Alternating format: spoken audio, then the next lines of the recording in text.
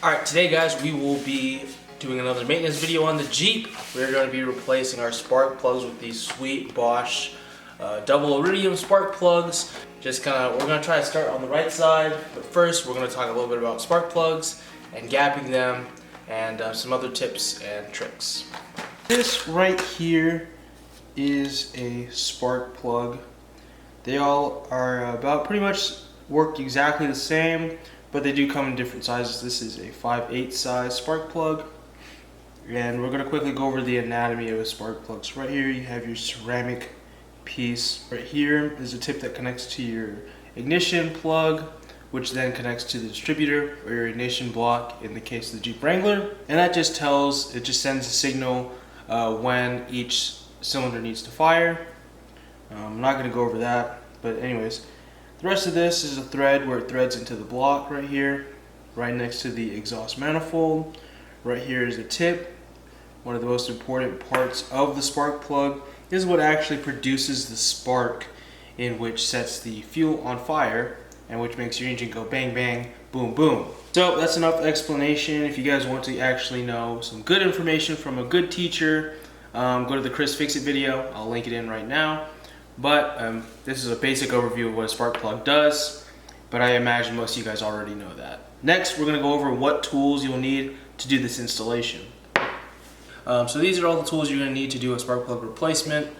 You're going to need some WD-40 or some penetrating fluid. I like to soak the threads of the spark plug in here, the old ones that is, because sometimes they're seized on. To make it easier for myself, I get some WD-40 or some penetrating fluid such as liquid wrench, PB Blaster. I only had WD-40 laying around the house, so we're going to use that today. Next, we're going to need some Dielectric Grease. You put this inside of the boots of your spark plug wires, and it just makes a good connection. Make sure that rubber stays good and protected. Next, you're going to need a special spark plug socket, or you can just go with a normal one and stuff some electrical tape or some tape inside of the socket to help the spark plug stick inside of it. All this does is help you be able to take out the spark plugs and put them in a lot easier than if you just had this floating around. Let's see if I can set this up. This one is magnetic. I got this from AutoZone. It's a Duralast brand, 5/8 size. And basically, as you see, as I turn it over, the magnet holds it in. So as opposed to a normal socket, if I turn it over, this thing would just fall out. So just makes it a little bit easier. And of course, once it's tied into the threads, you can just pull it off because it's a magnet. Next, you'll need a gapping tool. This isn't a feeler gauge, but this is a type of gapping tool you can use. I don't have there's one that kind of looks like a pocket knife. There's a few different ones, but I just like to use this one. Super inexpensive, and I'll leave links to all this stuff down below. Next, you'll need some anti-seize. Put this on the threads of your spark plug, and next time you gotta take them out, it won't be a pain in the ass. And the most important thing is a bunch of extensions, a wobbly socket here.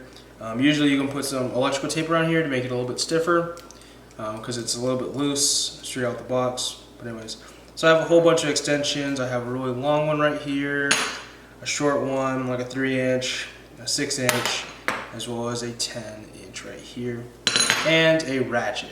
So those are the basic tools you'll need. So without further ado, let's go ahead and take out the old spark plugs. This right side has been giving a bunch of people trouble since the beginning of time, but basically what you want to do is unhook this clamp right here. You just slip a flathead under here, and there's a little tab. This opens up, and you have two heater core hoses here, I believe, and then I just zip tied them up to here. You guys can see, so that just keeps it out of the way. And then you just unplug the wires. I just stood on top of the hood and did that. There might be a problem though. One of the wires came apart and snapped in half on me, so we might have a problem there. But anyways, I have my extensions hooked up, and I'm starting to take the spark plugs out. So I'll check in with you guys once I take those spark plugs out, and we can analyze the old spark plugs.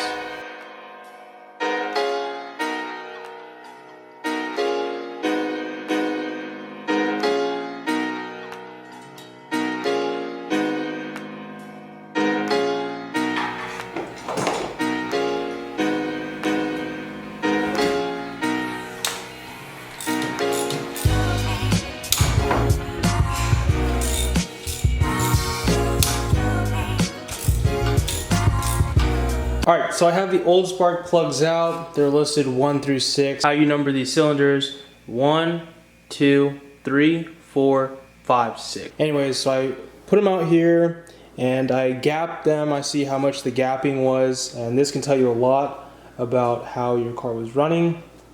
I thought my car was running pretty decent, but according to these numbers, it wasn't running that well. As far as coloring, they are all about the same except for cylinder 1, and you'll see why that's a problem in a second. If you look at the gapping, they're all pretty spread out, and it's a little bit frightening as a matter of fact. This one I couldn't even gap because, as you guys can see, this thing is broken off. So I didn't even know that was a thing. I don't even know how I was still not having any misfiring issues, but this is definitely a problem. Next one was gapped at 0.078.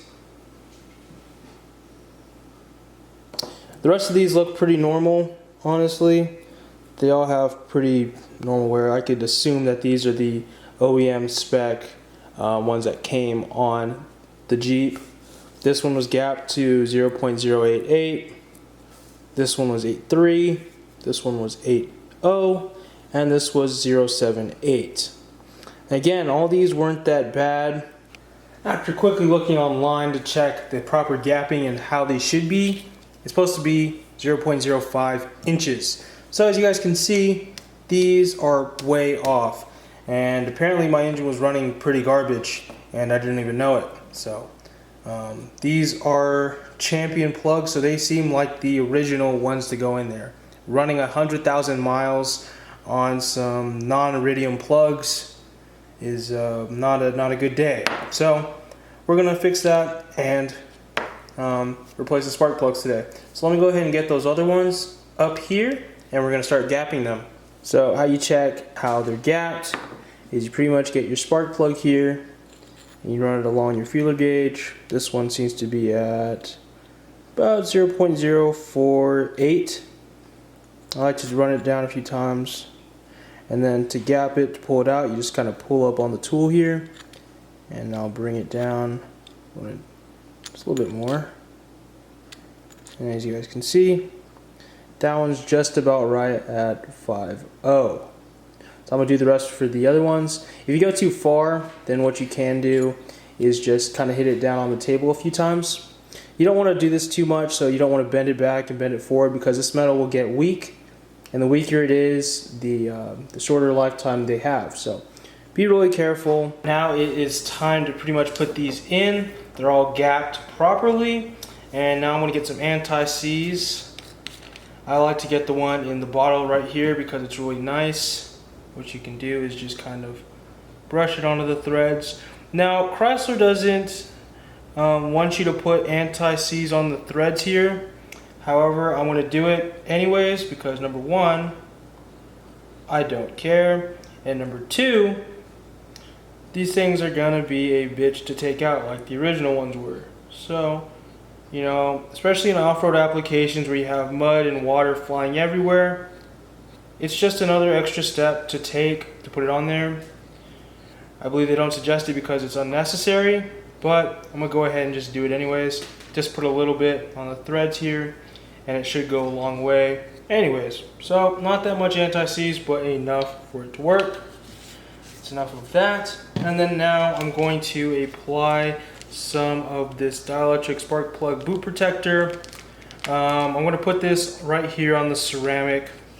I'm probably going to do that once I install these, so it's not a really big mess on my sockets and stuff. So I'm just going to do it one at a time as I put them in. I'll check in with you guys in a second once I get these in the Jeep. It's really easy. You already unscrewed the old ones, just screw these back in the same way. There's no certain order since these are all gapped the same and they're all identical. It doesn't matter which one you put in which one, but it will matter which plugs you plug into which spark plugs, and we'll get to that in a second. Alright, so I got all the spark plugs in.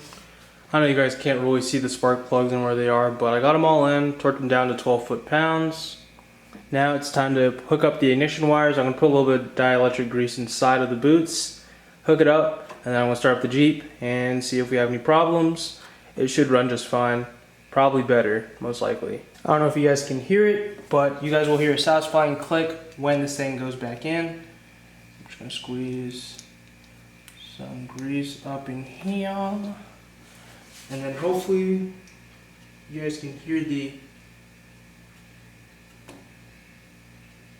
Yeah, you guys probably didn't hear it, but when you plug them in, you should hear a satisfying click, and that means they're secured. Give them a little wiggle, make sure they're not loose or anything, and then you're done.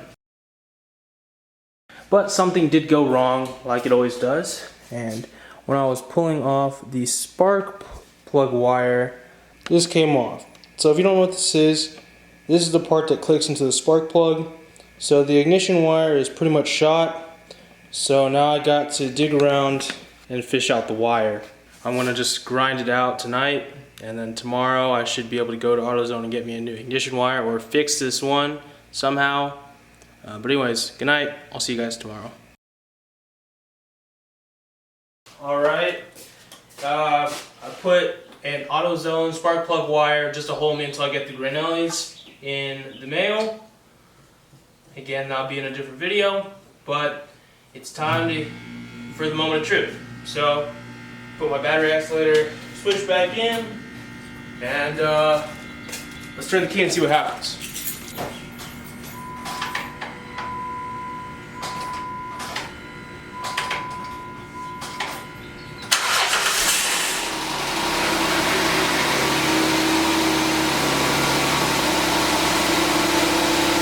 She lives.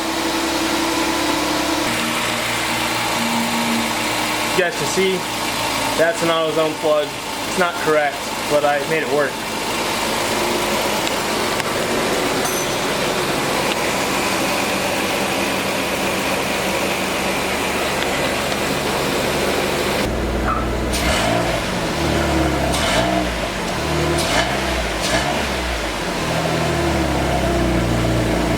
Alright guys, so that'll be the end of the video. It runs smoothly. I'm gonna drive around town for a while, and then maybe next week or the week after I'll put in those new spark plug wires. That'll increase my miles per gallon. So I'm really excited for that video. Hopefully you guys are too. So go ahead and subscribe and stay tuned for that. Like the video if you liked it, and also a tip if you guys are doing this for yourself and you don't want any problems. This honestly took about an hour. Plus all the time it happened when I broke the spark plug wire. So it's super simple. If you have this set of extensions, this is about 20 inches. I just have a whole bunch added on. So this one's like a 6 plus 3 plus a 10-inch extension. So this really reached in really nicely, along with this universal joint and this socket, spark plug socket. Here you go. Anyways, so like the video if you liked it, comment below any tips for anybody else watching the video, any comments or questions or concerns. I love to answer all your comments, so go ahead and leave them down below. And with that, I'll see you guys later. Peace.